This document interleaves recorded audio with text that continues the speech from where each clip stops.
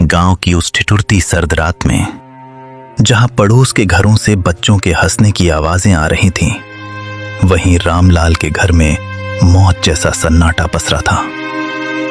रामलाल, जिसने कभी बड़े बड़े भोज में राजाओं की तरह 56 भोग परोसे थे, आज अपनी ही बहू की जली हुई और सख्त रोटियां निगलने को मजबूर था। किस्मत का खेल देखिए, जिस हाथ ने सबको खिलाया, आज वही हाथ कांप रहे थे। थाली को पैर से जमीन पर घसीटते हुए, लो निगल लो इसे, सारा दिन खटिया तोड़ते हो, कम से कम ये जली रोटियां तो खा ही सकते हो। और सुन लो बुढ़े, कल सुबह सूरज निकलने से पहले आंगन चकाचक साफ मिलना चाहिए।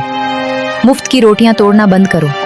तुम्हारी इस खांसी और मनहूसियत ने घर का सुकून छीन लिया है। बेटी, गला सूख रहा है, अगर थोड़ा सा गुड़ का टुकड़ा मिल जाता तो ये सूखी रोटी अंदर उतर जाती। गुड़ चाहिए इन्हें? अरे अपनी औकात देखिए, जब से माँ गई है तुम हमारे सिर पर बोझ बन गए हो। सच तो ये है कि तुम्हें भी माँ के साथ ही चले जाना चाहिए था। अब यहां हमारे टुकड़ों पर पल रहे हो और नखरे ऐसे जैसे अभी भी किसी रियासत के रसोइये हो। बेटा, जिस दिन तू पैदा हुआ था, उस दिन मैंने पूरे गांव को घी के लड्डू खिलाए थे। तुझे अपनी हथेलियों पर छांव देकर बड़ा किया। क्या यही दिन देखने के लिए मैंने तुझे काबिल बनाया था? तभी 7 साल का पोता गोलू दौड़ता हुआ आता है और रामलाल के गले लग जाता है। उसकी आंखों में गुस्सा और दुख दोनों हैं। पापा, आप दादाजी को ऐसे क्यों बोल रहे हो? जब मुझे डर लगता है तो यही दादाजी मुझे अपनी गोदी में सुलाते हैं। माँ, आपने इन्हें जली हुई रोटी क्यों दी? क्या आप मुझे भी बड़े होकर ऐसी ही रोटी दोगी? चुप कर गोलू, तू नहीं जानता, ये बूढ़े लोग सिर्फ परेशानी बढ़ाते हैं। जा अपने कमरे में। नहीं जाऊंगा। पापा, दादाजी बोझ नहीं है, ये तो हमारे घर का आशीर्वाद है। आप कहते हो ना कि ये आपके टुकड़ों पर पल रहे हैं, पर दादाजी ने तो मुझे बताया था कि ये घर और ये खेत उन्होंने अपनी मेहनत से बनाए हैं। फिर ये आपके टुकड़े कैसे हुए?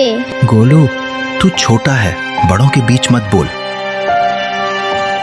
रामलाल का दर्द तो फिर भी खुले आसमान के नीचे था, जिसे हवाएं सहला देती थीं। पर नेकी राम की सिसकियां उन 4 दीवारों के पीछे दम तोड़ रही थीं, जिन्हें उसने खुद अपने पसीने से सींचा था। उसका बेटा पवन और बहू शीला ने उसे घर के पीछे एक ऐसे स्टोर रूम में फेंक दिया था, जहां कबाड़ और मकड़ी के जालों के सिवा कुछ न था। उस अंधेरी कोठरी में नेकी राम का वजूद भी उस पुराने सामान जैसा हो गया था, जिसे अब कोई छूना नहीं चाहता। शीला, उफ, कितनी सड़ांध और बदबू आती है इस काल कोठरी से। पवन, कल इस बुढ़े के बर्तन एकदम अलग कर देना। मेरे बच्चों को सख्त हिदायत है कि इनके हाथ का छुआ पानी भी ना पिएं, कहीं कोई बीमारी ना लग जाए।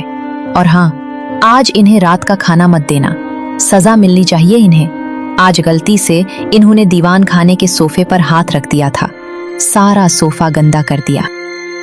बेरहमी से कमरे के अंदर झांकते हुए, बिल्कुल सही कह रही हो शीला। पिताजी, आपकी वो पुरानी डायरी और वो टूटा हुआ चश्मा मैंने आज सुबह ही कूड़े के ढेर में फेंक दिया है। अब आपको पढ़ने लिखने की क्या जरूरत?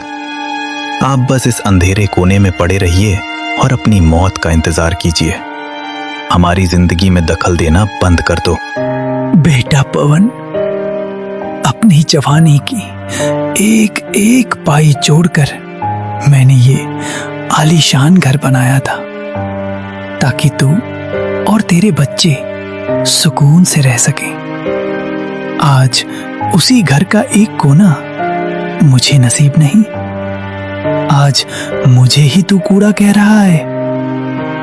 जिस चश्मे से मैं तुझे पढ़ते हुए देखता था, उसे ही फेंक दिया। तभी नेकीराम की 6 साल की पोती पिंकी चुपके से कमरे में दाखिल होती है।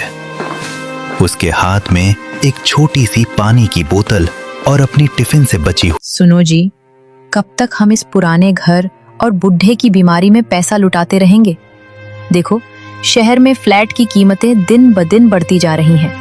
अगर आज ये जमीन हमारे नाम नहीं हुई तो कल को तुम्हारे भाई भी आकर हिस्सा मांगेंगे, फिर हमारे हाथ कुछ नहीं आएगा। अभी वक्त है, कुछ ऐसा करो कि बाबूजी खुद ही खुशी खुशी अंगूठा लगा दें। माया, तुम समझ क्यों नहीं रही हो? वो जमीन बाबूजी की जान है। उन्होंने अपनी पूरी जिंदगी की कमाई उसमें लगा दी है। वो कभी भी इसे छोड़ने के लिए तैयार नहीं होंगे। हर इंसान की कोई ना कोई कमजोरी होती है और बाबूजी की कमजोरी है तुम। अगर तुम चाहो तो सब मुमकिन है। प्यार से नहीं मानेंगे तो थोड़ा दिमाग लगाओ।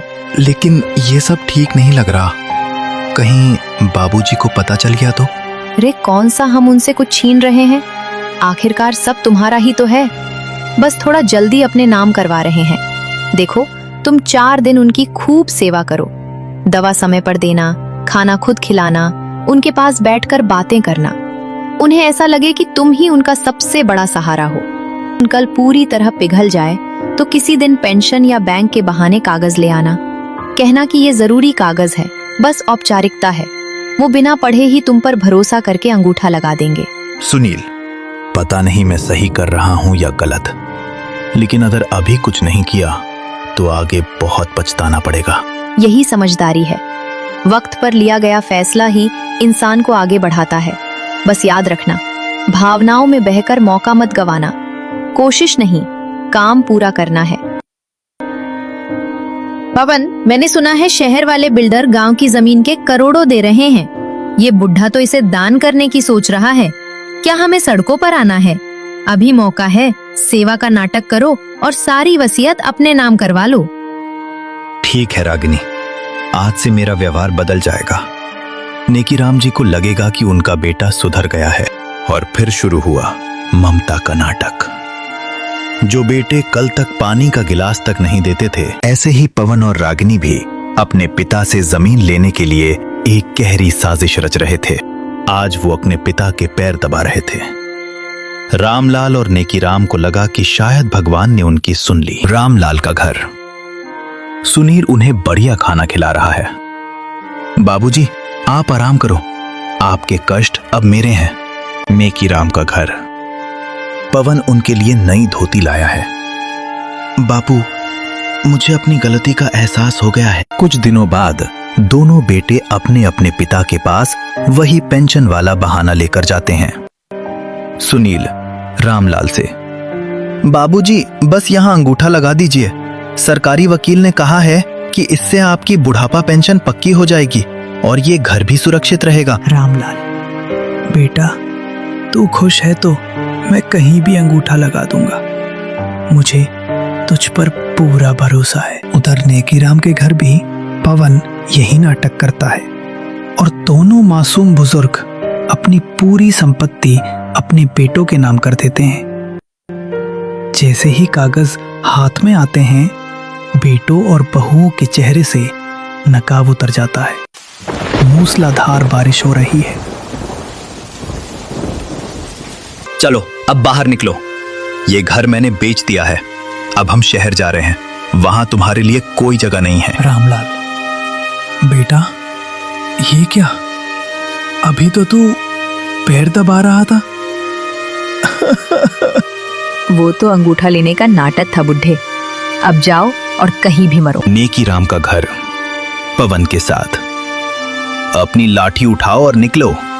रागिनी को तुम्हारी खांसी से नफरत है। ये घर अब हमारा है।